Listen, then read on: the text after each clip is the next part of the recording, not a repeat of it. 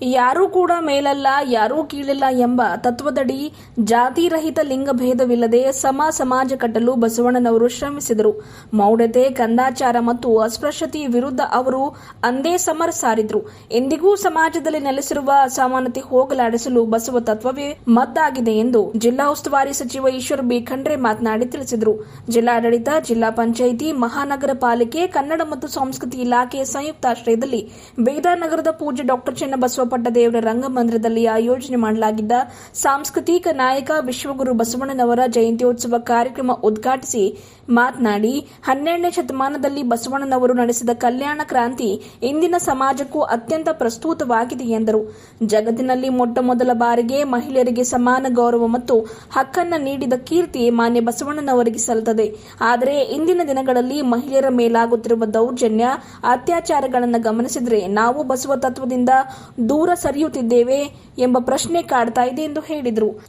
ಬಸವ ಜಯಂತಿ ಆಚರಣೆಯು ಶರಣ ಸಂಸ್ಕೃತಿ ಇತಿಹಾಸದಲ್ಲಿ ಒಂದು ಮಹತ್ವದ ಮೈಲಿಗಲ್ಲಾಗಿದೆ. 1913ರಲ್ಲಿ ದಾವಣಗೆರೆ ವಿರಕ್ತ ಮಠದಲ್ಲಿ ಪೂಜ್ಯ ಮೃತ್ಯುಂಜಯ ಸ್ವಾಮಿಗಳು ಮತ್ತು ಕರ್ನಾಟಕ ಗಾಂಧಿ ಹರ್ಡೇಕರ್ ಮಂಜಪ್ಪನವರ ನೇತೃತ್ವದಲ್ಲಿ ಈ ಆಚರಣೆಗೆ ಚಾಲನೆ ನೀಡಲಾಯಿತು ಎಂದು ಬೆಳಗಾವಿ ಜಿಲ್ಲೆಯ ಹುಕ್ಕೇರಿ ತಾಲೂಕಿನ ಬಸವ ಬೆಳವಿಯ ಚರಮೂರ್ತಿ ಚರಂತೇಶ್ವರ ವಿರಕ್ತ ಮಠದ ಶರಣ ಬಸವ ಮಹಾಸ್ವಾಮೀಜಿ ಮಾತನಾಡಿ ಹೇಳಿದರು. ವಿಶೇಷ ಉಪನ್ಯಾಸ ನೀಡಿ ಮಾತನಾಡಿದ ಅವರು, ಅಂದಿನ ಕಾಲದಲ್ಲಿ ಬಸವಣ್ಣನವರ ತತ್ವಗಳು ಮತ್ತು ವಚನ ಸಾಹಿತ್ಯವು ಕೇವಲ ಮಠಗಳ ಗದ್ದುಗೆಗಳಿಗೆ ಹಾಗೂ ಪಂಡಿತರ ಓದಿಗೆ ಸೀಮಿತವಾಗಿದ್ದವು. ಜನಸಾಮಾನ್ಯರಿಗೆ ಅವರ ವೈಚಾರಿಕ ಕ್ರಾಂತಿಯ ಅರಿವು ಹೆಚ್ಚಾಗಿ ಇರಲಿಲ್ಲ. ಮುಂಬೈನಲ್ಲಿ ಇತರ ಮಹಾತ್ಮರ ಜಯಂತಿ ಆಚರಣೆಗಳಿಂದ ಪ್ರೇರಿತರಾದ ಹರ್ಡೇಕರ್ ಮಂಜಪ್ಪನವರು ಬಸವಣ್ಣನವರ ವಿಚಾರಗಳನ್ನು ಜನಮಾನಸಕ್ಕೆ ತಲುಪಿಸಲು ನಿರ್ಧರಿಸಿದರು.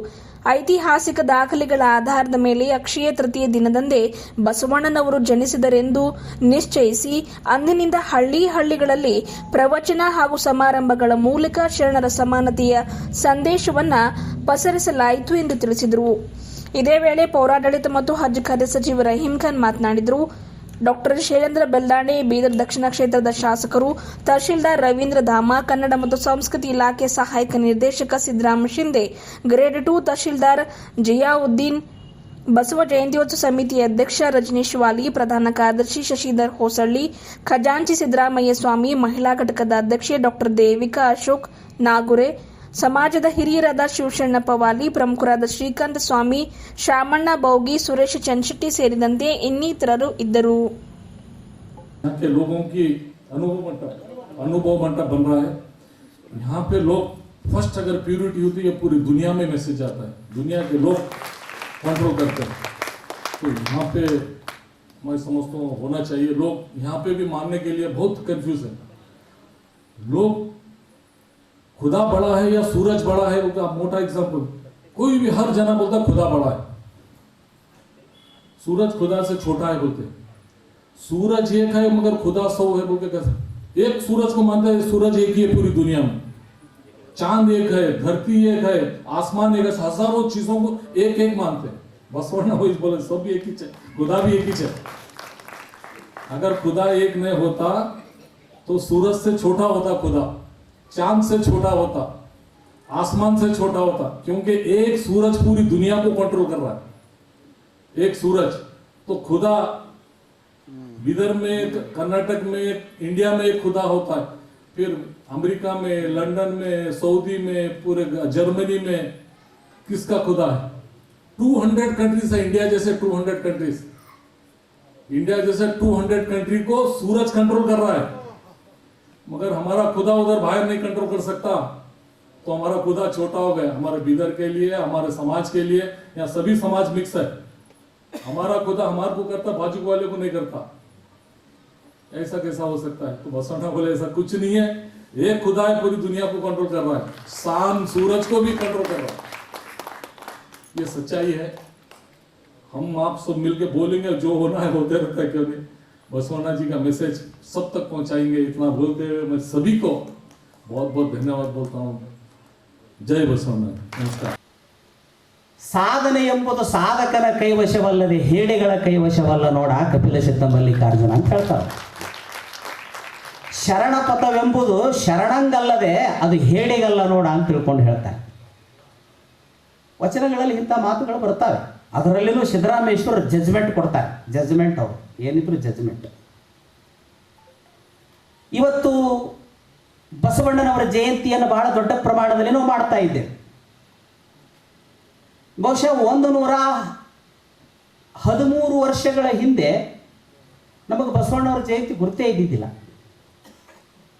ಬಸವಣ್ಣನವರನ್ನು ಕಾವ್ಯಾತ್ಮಕವಾಗಿ ಬಸವ ಪುರಾಣಗಳಲ್ಲಿ ಋಷಭೇಂದ್ರ ವಿಜಯ ಲೀಲೆ, ಪ್ರಭುಲಿಂಗ ಲೀಲೆ, ಚೋರ ಬಸವ ಪುರಾಣ ಇಷ್ಟರ ಮೇಲೆ ಅಷ್ಟ ಗೊತ್ತಿತ್ತು. ವಚನ ಸಹಿತ ಗೊತ್ತಿದ್ದಿಲ್ಲ ನಮಗೆ.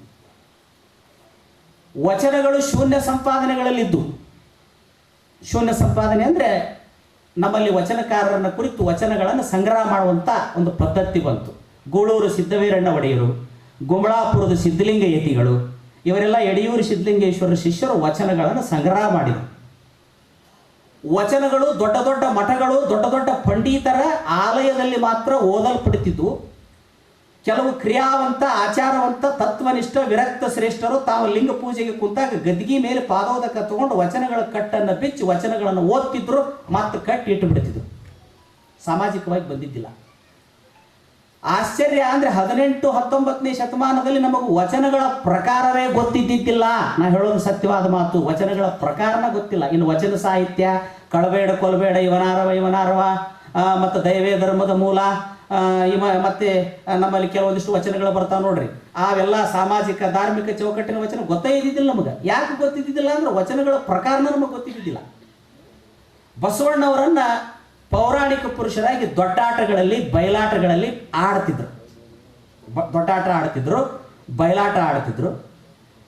ಸಾಮಾಜಿಕವಾಗಿ, ಸಾಂಸ್ಕೃತಿಕವಾಗಿ ಬಸವಣ್ಣನವರು ಒಬ್ಬ ಐತಿಹಾಸಿಕ ಪುರುಷ ಅನ್ನುವಂಥದ್ದು ಮುಚ್ಚಿ ಹಾಕಿಬಿಟ್ಟಿದ್ರು. ಬಸವಣ್ಣವರು ಅಲ್ಲಲ್ಲಿ ಕೆಲವರಿಗೆ ಗೊತ್ತಿದ್ರು, ಎಲ್ಲರಿಗೂ ಗೊತ್ತಿದ್ದಿದ್ದಿಲ್ಲ. ಸಾಮಾನ್ಯವಾಗಿ ಬಸವಣ್ಣನವರ ಐತಿಹಾಸಿಕ ಘಟನೆಗಳನ್ನು ಮುಚ್ಚಲ್ಪಡುವಂಥ ವ್ಯವಸ್ಥೆ ಆವಾಗೂ ನಡೀತು, ಈಗೂ ಕೂಡ ನಡೆದಿದೆ. ಸಾಂಸ್ಕೃತಿಕವಾಗಿ ತುಳಿಬೇಕಂತೇಳಿ ಈಗೂ ಸಂಘರ್ಷ ಯಾವಾಗಲೂ ಇರ್ತದೆ.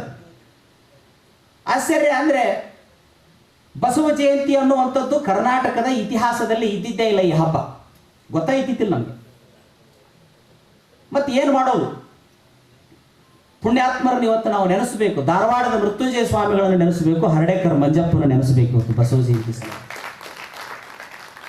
1913ನೇ ಇಸ್ವಿ ದಾವಣಗೆರೆ ಮಠಕ್ಕೆ ಅವರು 16ನೇ ವಯಸ್ಸಿನಲ್ಲಿ ಸ್ವಾಮಿಗಳಾಗಿ ಹೋಗ್ತಾರೆ, ಪೂಜ್ಯರಾದ ಮೃತ್ಯುಂಜಯ ಸ್ವಾಮಿಗಳು.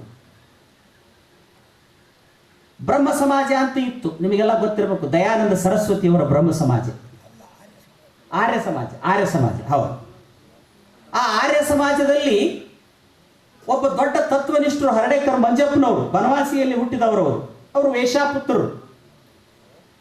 ಆ ಹರ್ಡೇಕರ್ ಮಂಜಪ್ಪನವರು ಧಾರವಾಡ ಮೃತ್ಯುಂಜಯ ಸ್ವಾಮಿಗಳವರು ದಾವಣಗೆರೆ ಮಠಕ್ಕೆ ಸ್ವಾಮಿಗಳಾಗಿದ್ದಾಗ ಮೃತ್ಯುಂಜಯಪ್ಪಗಳವರು ಒಂದಿಷ್ಟು ಮಾರ್ಪಾಡುಗಳನ್ನು ತರ್ತಾರೆ. ಭಕ್ತರ ಮನೆ ಬಾಗಲ್ದಾಗ ಹೋಗಿ ನಿಂದಿರೋದು, ಇಟ್ಟೊತ್ತಿನ ಮಠ ಲೇಟ್ ಆಗೋ ಮಠ ಮಲ್ಕೊಂಡ್ರೆ ಹೆಂಗ, ಮನಿ ಬಾಗಲ ತೆಗೆದಿಲ್ಲ ಯಾಕ, ರಂಗೋಲಿ ಹಾಕಿಲ್ಲ ಯಾಕ, ಉದುರು ಕಡ್ಡಿ ಹಚ್ಚಿಲ್ಲ ಯಾಕ, ವಿಭೂತಿ ಹಚ್ಕೊಂಡಿಲ್ಲ ಯಾಕ, ತಲೆ ಮ್ಯಾಗ ಸೆರಗಿಲ್ಲ ಯಾಕ, ಕೊಳಾಗ ಲಿಂಗ ಹಾಕಿಲ್ಲ, ಹಣಿ ಮ್ಯಾಗ ಇವತ್ತಿ ಹಾಕಿಲ್ಲ, ನೀವ್ ಹೆಂಗ ಆಚಾರವಂತರು ಅಂತ ಒಂಥರ CBI-CID ಕೆಲಸ ಚಾಲೂ ಮಾಡಿದ್ರು ಮೃತ್ಯುಂಜಯ ಸ್ವಾಮಿಗಳು. ಯಾವಾಗ ಇವರು ಹಾದ್ರ ದಾವಣಗೆರೆಯಾಗ ಮಂದಿ 6ಕ್ಕೆ ಹೇಳೋರು 4ಕ್ಕೆ ಹೇಳಕ್ ಚಾಲೂ ಮಾಡಿದ್ರಂತ. ಸ್ವಾಮಿಗಳು ದೊಡ್ಡ ಪರಿವರ್ತನೆ ತಂದ್ರು. ಅಮಾಸಿಗೊಮ್ಮೆ, ಹುಣಿವಿಗೊಮ್ಮೆ, ವರ್ಷಕ್ಕೊಮ್ಮೆ, 2 ವರ್ಷಕ್ಕೊಮ್ಮೆ ಮಠಕ್ಕೆ ಬರೋರು ಹೊತ್ತು ಮುಳುಗಿದ ಮೇಲೆ ಯಾವಾಗ ಬರಾಕತ್ರ ಅಂದ್ರೆ ಮಠಕ್ಕೆ ಬರಾಕತ್ರು. ಹಂಗ ಸುಮ್ಮನೆ ಬರಬೇಡ್ರಿ, ಒಂದಿಟ್ಟು ಅನುಭವ ಮಾಡೋನು. ಅನುಭವ ಮಂಟಪದಲ್ಲಿ ಶರಣರು ಹೆಂಗೆ ಅನುಭವ ಮಾಡ್ಯಾರ ಅಂತೇಳಿ ಅನುಭವ ಚಲುವಾತು. ಹಾಡೋದಪ್ಪ, ಏನು ಹಾಡೋದು? ಸರ್ಪಭೂಷಣರ ಪದ, ನಿಜಗುಣರ ಪದ, ತತ್ವ ಪದ, ಮಡಿವಾಳಪ್ಪನ ಪದ ಹಾಡಕ್ಕೆ ಭಜನೆಗಳ ಚಲುವ. ಇದ್ರ ಪ್ರಭಾವ ಆಗಿ ಮೃತ್ಯುಂಜಯಪ್ಪನವ್ರು ಅಂತೆ ಹರ್ಡೇಕರ್ ಮಂಜಪ್ಪನವ್ರು ಬಂದರು. ಸ್ವಾಮಿಗಳು ಎಷ್ಟು ಚಲೋ ಅದಾರಲ್ಲಿ, ಇವರು ಎಷ್ಟು ತೇಜಸ್ ಐತಿ ಇವ್ರ ಅಂತೇಕ, ಎಷ್ಟು ಸಮಾಜಕ್ಕೆ ಪರಿವರ್ತನೆ ಮಾಡ್ತಾರಲ್ಲ ಇವರು ಅಂತೇಳಿ ಇವ್ರಿಗೆ ಆತ್ಮೀಯ ಶಿಷ್ಯರಾದರು. ಮುಂದೆ ಹರ್ಡೇಕರ್ ಮಂಜಪ್ಪನವರು ಬಾಂಬೆಗೆ ಹೋಗ್ತಿದ್ರು. ತಮ್ಮ ಸ್ನೇಹಿತರ ಕೆಲವೊಂದಿಷ್ಟು ನ್ಯಾಯ ಬಗೆಹರಿಸಕ್ಕೆ ಹೋಗಿದ್ರು. ಗಿರಣಿ ಮಿಲ್ಗಳಿದ್ವು, ನೂಲಿನ ಮಿಲ್ಗಳಿದ್ವು, ಅವುಗಳ ನ್ಯಾಯ ಪಂಚಿಕೆ ಮಾಡಕ್ಕೆ ಇವ್ರು ಹೋಗಿದ್ರು. ಅಲ್ಲಿ ಹೋದ ಸಂದರ್ಭದೊಳಗೆ ಅಲ್ಲಿ ಏನು ನಡೀತಿತ್ತು ಬಾಂಬೆ ಒಳಗೆ ಅಂದ್ರೆ, ಕೆಲವು ಮಹಾತ್ಮರ ಜಯಂತಿಗಳನ್ನು ಮಾಡೋದು, ಸತ್ಸಂಗಗಳನ್ನು ಮಾಡೋದು, ಕೂಟುಗಳಲ್ಲಿ ಕಾರ್ಯಕ್ರಮ ಮಾಡೋದನ್ನು ಹರ್ಡೇಕರ್ ಮಂಜಪ್ಪನವರು ನೋಡಿದ್ರು. ನೋಡಿ ದಾವಣಗೆರೆಗೆ ಬಂದು ಮೃತ್ಯುಂಜಯ ಸ್ವಾಮಿಗಳಿಗೆ ಹೇಳ್ತಾರೆ, ಬುದ್ಧಿ ನಮ್ಮಲ್ಲಿ ರಾಮನವಮಿ ಮಾಡ್ತಾರೆ, ಮಾಡಲಿ ತಪ್ಪೇನಿಲ್ಲ. ಕೃಷ್ಣ ಜನ್ಮಾಷ್ಟಮಿ ಮಾಡ್ತಾರೆ, ಮಾಡಲಿ ತಪ್ಪೇನಿಲ್ಲ. ಹನುಮ ಜಯಂತಿ ಮಾಡ್ತಾರೆ, ಮಾಡಲಿ. ಮಹಾವೀರ ಜಯಂತಿ ಮಾಡ್ತಾರೆ, ಮಾಡಲಿ. ಬೌದ್ಧ ಪೂರ್ಣಿಮಾ ಮಾಡ್ತಾರೆ, ಮಾಡಲಿ. ಆದ್ರೆ ನನಗೊಂದು ದೊಡ್ಡ ನೋವು ಕಾಡಾಕತ್ತೈತಿ.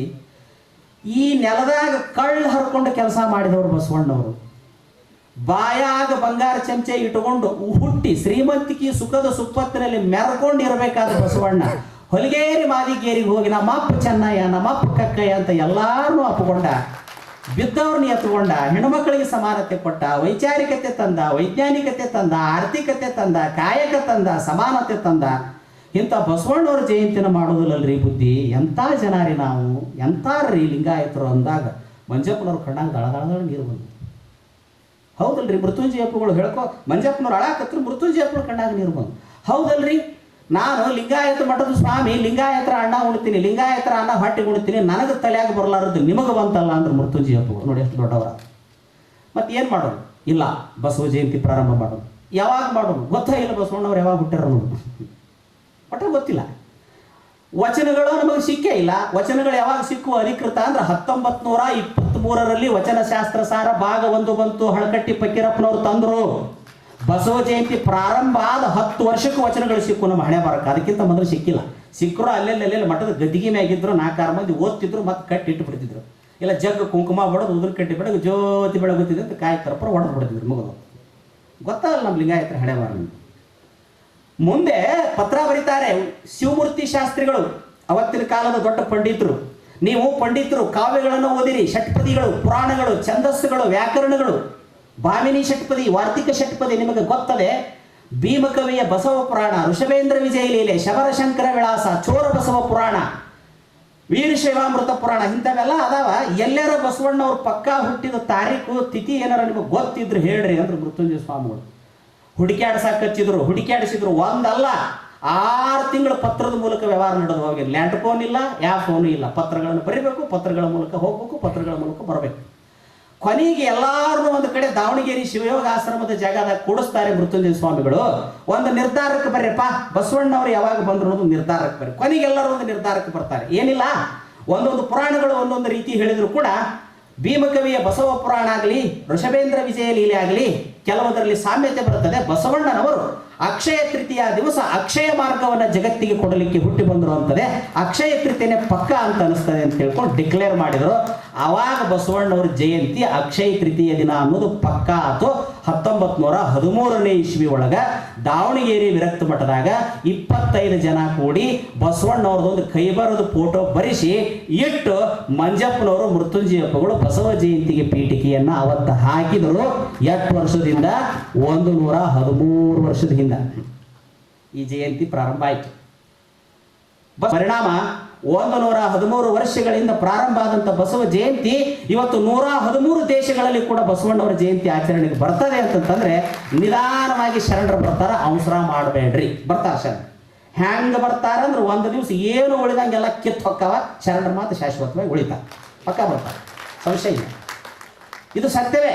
ಯಾಕಂದ್ರೆ ಈ ಧರ್ಮ ಒಮ್ಮಿಂದೊಮ್ಮಿಗೆ ಇವತ್ತು ಹೈಬ್ರಿಡ್ ಬಿತ್ತಿ ನಾಳೆ ದೊಡ್ಡದಾಗಲಿ ಅನ್ನುವಂಥ ಧರ್ಮ ಅಲ್ಲ. ಇದು ತಲಸ್ಪರ್ಶಿಯಾಗಿ ಪರಿವರ್ತನೆ ಆಗುವಂಥ ಧರ್ಮ. ಇದು ಪ್ರಾರಬ್ಧಗಳ ಮೇಲೆ ಕಟ್ಟಲ್ಪಟ್ಟಂಥ ಧರ್ಮ ಅಲ್ಲ, ಪ್ರಯತ್ನಗಳ ಮೇಲೆ ಕಟ್ಟಲ್ಪಟ್ಟಂಥ ಧರ್ಮ, ಸಾಧನೆಯ ಮೇಲೆ ಕಟ್ಟಲ್ಪಟ್ಟಂಥ ಧರ್ಮ. ಇದು ಜ್ಯೋತಿಷ್ಯ ಪಂಚಾಂಗ ಶಾಸ್ತ್ರಗಳ ಮೇಲೆ, ಗಣತಿಥಿಯ ವಾರ ನಕ್ಷತ್ರಗಳ ಮೇಲೆ ಹೆಣದಂಥ ಧರ್ಮ ಅಲ್ಲ. ಮಾನವನು ದೇವಮಾನವನಾಗಬಲ್ಲ ತನ್ನ ಪ್ರಯತ್ನದಿಂದ ಅಂತ ತಿಳ್ಕೊಂಡು ಇದು ಪ್ರಯತ್ನವೇ, ಹೋರಾಟ, ಸಂಘರ್ಷಗಳ ಮೂಲಕ ಕಟ್ಟಲ್ಪಟ್ಟಂಥ ಧರ್ಮ ಐತಿ. ಹೀಗಾಗಿ ಅವತ್ತು ಅವ್ರು ಮಾಡಿದ ಪರಿಣಾಮ ಮುಂದೆ ಹಳಕಟ್ಟಿ ಫಕೀರಪ್ಪನವರಂತವರು 1923ನೇ ಇಸ್ವಿಯಲ್ಲಿ ಬಿಜಾಪುರದಲ್ಲಿ ಹಿತಚಿಂತಕ ಪ್ರೆಸ್ ಅನ್ನು ಮಾಡಿ ಮೊಟ್ಟ ಮೊದಲು ವಚನ ಶಾಸ್ತ್ರ ಸಾರ ಭಾಗ 1 ಬಂತು. ಆಗಿನ ಕಾಲದಲ್ಲಿ ಪೂಜ್ಯರಾದ ಹಾನಗಲ್ ಕುಮಾರಸ್ವಾಮಿಗಳಿದ್ರು. ಅವ್ರು ಕೇಳಿದ್ರಂತ ಇವ್ರನ್ನ, ಹಳಕಟ್ಟಿಯವರ ನಮ್ಮಲ್ಲಿ ವಚನಗಳದೊಂದು ಪ್ರಕಾರ ಐತೇನ್ರಿ ಅಂತ ಕೇಳಿದ್ರಂತೆ.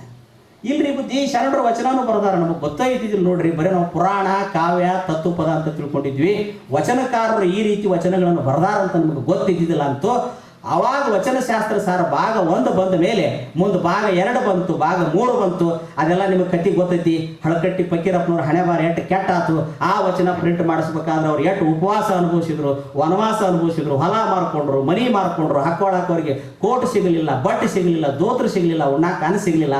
ಎಷ್ಟು ಕೆಟ್ಟ ಹೋತು ಹಳಕಟ್ಟಿ ಅವ್ರ ಪರಿಸ್ಥಿತಿ ಅಂದರೆ ಬಹುಶಃ ಭಾಳ ಕೆಟ್ಟ ಅನಿಸ್ತದೆ. ಶರಣ ತತ್ವ ಪ್ರಚಾರ ಮಾಡೋರಿಗೆ ಈ ದುರ್ಗತಿ ಬರಬಾರದಾಗಿತ್ತು ಅಂತ ಒಮ್ಮೊಮ್ಮೆ ನೋವಾಗ್ತದೆ, ಸಂಕಟ ಆಗ್ತದೆ. ಮುಂದೆ ಬಿಜಾಪುರ ಭಾಗದಲ್ಲಿ ಬಂತನಾಳದ ಶಿವಯೋಗಿಗಳು ಬಂದರು. ಹರಡೇಕರ್ ಮಂಜಪ್ಪನವರು ಹಳ್ಳಿಗೆ ಬಸವಣ್ಣವ್ರ ಜಯಂತಿ ಪ್ರಚಾರ ಮಾಡಕ್ ಹೊಂಟರು. ಬಸವಣ್ಣವ್ರ ಜಯಂತಿಗಳನ್ನು ಪ್ರಚಾರ ಮಾಡುವಾಗ ಹಾದರಗಿತ್ತಿಯ ಮಗ ಬರುತ್ತಿದ್ದಾನೆ, ಅವನ ಮಾತು ಕೇಳಬೇಡಿ ಅಂತ ವೈದಿಕರು ಅವರ ವಿರುದ್ಧ ಬೋರ್ಡ್ ಪಡೆದು ಹಚ್ಚಾಕತ್ರು. ಬಹಳ ಕೆಟ್ಟ ಅನಿಸ್ತದೆ, ನೋವು ಅನಿಸ್ತದೆ, ಸಂಕಟ ಅನಿಸ್ತದೆ ಮಂಜಪ್ಪನ ಬಗ್ಗೆ. ಇವನ ಮಾತು ಕೇಳಬೇಡಿ. ಹರಡೇಕರ್ ಮಂಜಪ್ಪನವ್ರು ಹೋಗ್ಬೇಕಾದ್ರೆ ಆ ಬೋರ್ಡ್ ಕಣ್ಣಿಗೆ ಕಾಣೋದು, ಕಣ್ಣಾಗಿ ನೀರು ಬರೋದು. ಬಸವಣ್ಣವರ ವಚನ ನೆನಪು ಮಾಡ್ಕೊಳ್ಳೋರು. ದಾಸಿ ಪುತ್ರನಾಗಲಿ ವೇಷಪುತ್ರನಾಗಲಿ ಶಿವದೀಕ್ಷೆಯಾದ ಬಳಿಕ ಸಾಕ್ಷಾತ್ ಶಿವನೆಂದು ವಂದಿಸಿ ಪಾದೋದಕ ಪ್ರಸಾದ ಕೊಂಬುವುದೇ ಯೋಗ್ಯ. ಹೀಗಲ್ಲದೆ ಉದಾಸೀನ ಮಾಡಿಬಿಡುವವರಿಗೆ ಪಂಚಮಹಾಪಾತಕ ನರಕ ಅಂತ ಹೇಳನ.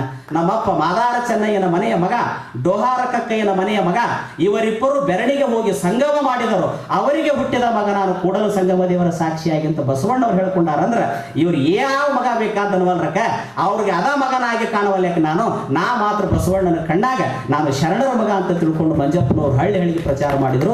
ಅವರಿಗೆ ಸಪೋರ್ಟ್ ಆಗಿ ನಿಂತವರು ಬಂತನಾಳದ ಸಂಗನ ಬಸವ ಸ್ವಾಮಿ.